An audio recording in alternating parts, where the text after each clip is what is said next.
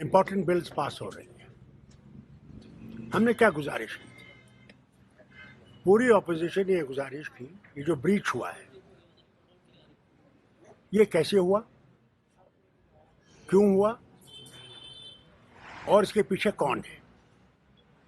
मेहरबानी करके सारे हिंदुस्तान की सिक्योरिटी कौन देखता है? Home ministry. हमारे बॉर्डर्स की भी हिफाजत होम मिनिस्ट्री की ये सब करती है।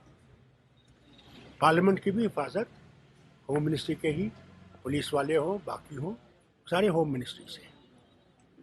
हमारी गुजारिश थी कि होम मिनिस्टर साहब तशरीफ लाए और ये पूरा बताएं। हमने कोई झगड़ा नहीं करना था, हम ये जानना चाहते थे कैसे हुआ, क्या हो सकता था। ये बम लाते, ये जहरीली गैस लाते जिससे खुदा जाने कितने एमपी मर गए होते है। ये कैसे हुआ? नई पार्लियामेंट है और कहा गया कि ये इतनी सिक्योर है कि जितना अमेरिका का गोल्ड वो फोर्ट नॉक्स में है उससे ज़्यादा सिक्योरिटी यहाँ है। उसके बाद भी ये दो लोग आते हैं, छलांग मारते हैं और बीजेपी को जो भी बुरा भला कहते हैं कि हमारी नौकरियां कहाँ हैं, हमारे घरों की हालत देखिए, हम लोग खाने के लिए तरसते हैं, पानी के लिए तरसते हैं, बिजली की फीस आसमान पर चढ़ रही है। तो आपने किया क्या हमारे लिए? उनका मकसद ये था, शुक्र करिए उनका मकसद ये नहीं था कि हमें किसी को मारना था। पहले भी आपने इनकी जजमेंट देखी है सुप्रीम कोर्ट की, उसमें भी ये कहा गया था कि ये परमानेंट है। इसी सुप्रीम कोर्ट ने आज ने ये कहा। आगे देखिए क्या होता है। वो कहते हैं इब्तिदाए इश्क है, रोता है क्या, आगे आगे देखिए होता है क्या। सर वो ये भी कहते थे ना कि 370 जिम्मेवार है टेररिज्म का जी। कहते थे ना जी। रियासत बैकवर्ड हो गई थी इनके वक्त में है जी। उसी पार्लियामेंट में राज्यसभा जिसमें कहते हैं, उसमें जब गुलाम नबी आज़ाद साहब अपोजिशन के लीडर थे, उनने दो रियासतों को कंपेयर किया, गुजरात को और जम्मू कश्मीर को। हमारे यहाँ 370 था, उसमें आंकड़े दिए जिसमें जम्मू कश्मीर गुजरात से भी आगे है। तो फिर 370 ने तो उसको पीछे नहीं रखा। आज भी आतंकवाद है, अभी आपने देखा कर्नल को भी मार डाला, दो जो है कैप्टन और सिपाही शहीद हुए, नहीं हुए? रोज कहीं ना कहीं बम फटता है, अभी कल ही सुरनकोट में हुआ।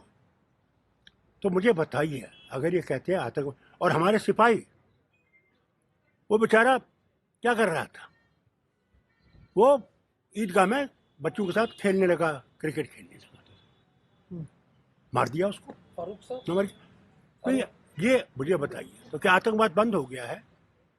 वो जो बेचारा वो सीआरपीएफ भी और वो जो है वो पुलिस के डीएसपी, जिसका बच्चा मेरे ख्याल से मुश्किल से कुछ महीने पैदा हुआ था, उसे गोली लगी, उसने टेलीफोन पे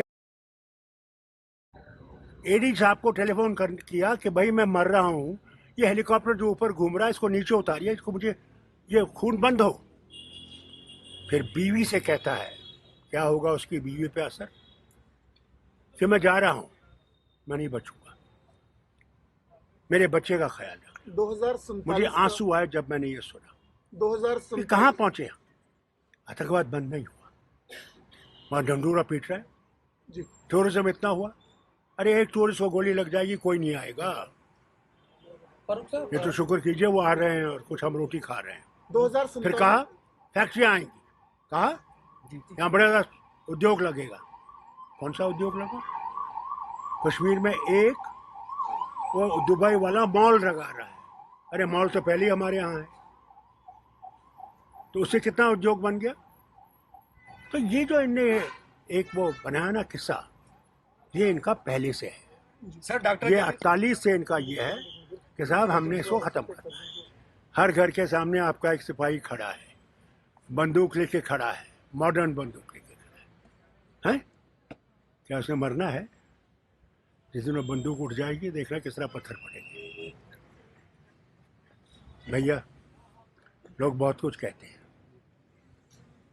जब अंग्रेज भी यहाँ 200 साल थे, वो भी ये कहते थे हमने ये रहना है। हैं? उस वक्त कौन जमात थी जिनने उसमें हिस्सा नहीं लिया इनको निकालने का? वो इन्हीं की तंजीमें थी जिन्होंने अंग्रेजों से कहा हम आपके गुलाम हैं, हम आपके साथी हैं। उस वक्त इंडियन नेशनल कांग्रेस के लोग थे जो खड़े हो गए।